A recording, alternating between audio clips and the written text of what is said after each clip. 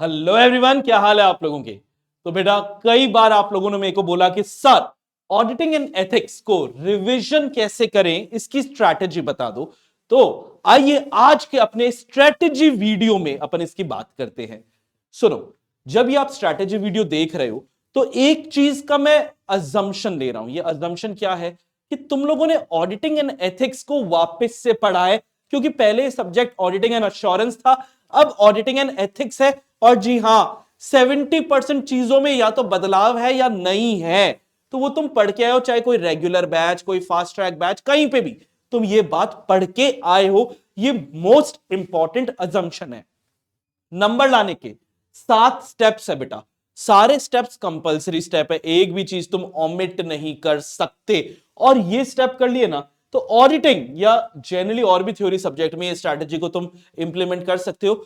ये चीजें तुम्हारे लिए बहुत इजी हो जाएगी।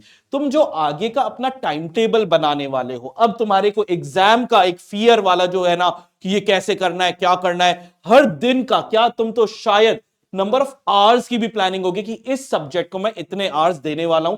मेरे सब्जेक्ट के लिए ये प्लानिंग इन 7 स्टेप्स को कवर करते हुए चलना।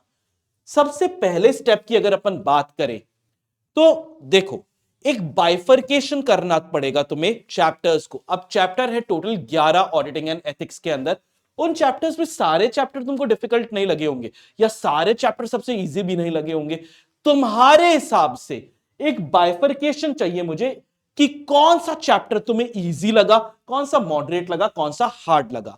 अब मैं एक सैंपल बाइफरकेशन दूंगा। जैसे चैप्टर 1 इजी है बेटा, चैप्टर 11 अगर अपन बात करें तो मॉडरेट में आएगा, चैप्टर 2 इजी है, चैप्टर 5 मॉडरेट में अपन बोलेंगे। मेरे को इजी लगता है लेकिन बच्चों को मॉडरेट लगता है, इसीलिए ये बाइफरकेशन तुम्हारे हिसाब से होना चाहिए। चैप्टर 6 सुपर इजी, सुपर से भी ज्यादा इजी। अब हर चैप्टर में भी हम जब बात करते हैं तो हर टॉपिक डिफिकल्ट नहीं होता सर। कुछ टॉपिक है जो एकदम ही बाउंसर चले जाते हैं, लेकिन जनरल टॉपिक हमारे कंट्रोल में रहते हैं। तो हर चैप्टर में भी तुम्हें सेम बाइफरकेशन टॉपिक्स का करना है, चाहे इजी है, चाहे मॉडरेट है, चाहे हार्ड है। पता है बेटा 80% से ज्यादा तुम्हारा सिलेबस इजी है या मॉडरेट में आएगा, इससे ज्यादा नहीं। डिफिकल्ट कितना होता है? बहुत कम होता है जो एकदम ही नहीं आ रहा।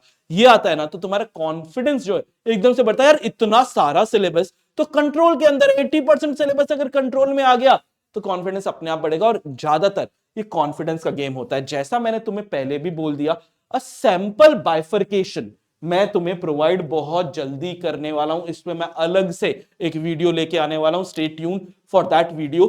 सो ये 2 स्टेप करने के बाद स्टेप 3 में आप लोगों को क्या करना है? आपको रिवाइज करना है वन शॉट से। अगेन द अजम्पशन इज तुम रेगुलर या फास्ट ट्रैक देख के आए हो, तुम्हें सारा कंटेंट पता है। अब एक क्विक रिवीजन चाहिए, क्योंकि इतने सब्जेक्ट्स चल रहे थे, इतनी चीजें हमारे दिमाग में चल रही थी। क्विक रिवीजन वन शॉट बहुत जल्दी तुम्हारे पास हर सब्जेक्ट का आने वाला है, उसको 1.5x पे देखकर तुम खत्म कर सकते हो। कोई टेंशन नहीं है। जो टॉपिक मॉडरेट या डिफिकल्ट लग रहा है उसको 1x पे देख लेना, इजी वालों को या तो देखो ही मत या 1.5 या 2x पे निकाल दो। टाइम बचाओ अपना, वन शॉट से रिवाइज करो।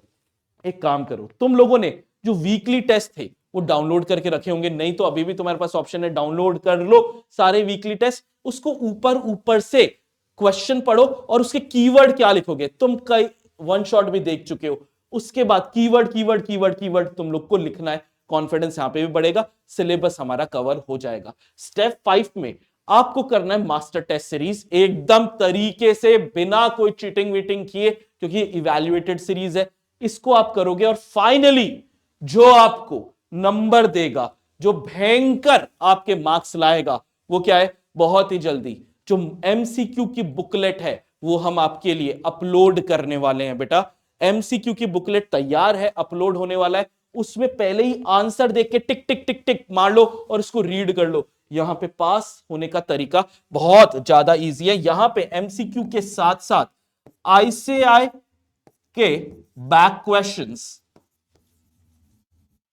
ठीक है, बैक क्वेश्चंस भी करने आपको जरूरी है। एग्जाम में पासिंग तो काफी सारे निर्भर करेगी ये करने पे। बैक क्वेश्चन में आपकी करेक्ट इनकरेक्ट भी आते हैं, डिस्क्रिप्टिव भी आते हैं। ये काफी सारी चीजें आपकी ऑलरेडी मास्टर टेस्ट सीरीज या आपके वीकली टेस्ट में कवर हो गई होगी। और final the last step, the most important step is special focus करना है।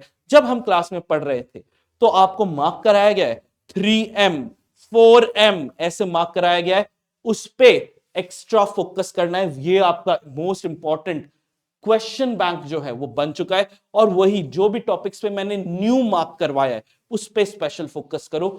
पास क्या शानदार नंबर लेके आओगे, रिकॉर्ड तोड़ के लाओगे। इसके अलावा कुछ करने की जरूरत नहीं है। Please prepare your time table according to these 7 steps. बहुत आराम से निकलेगा। Wish you all the very best.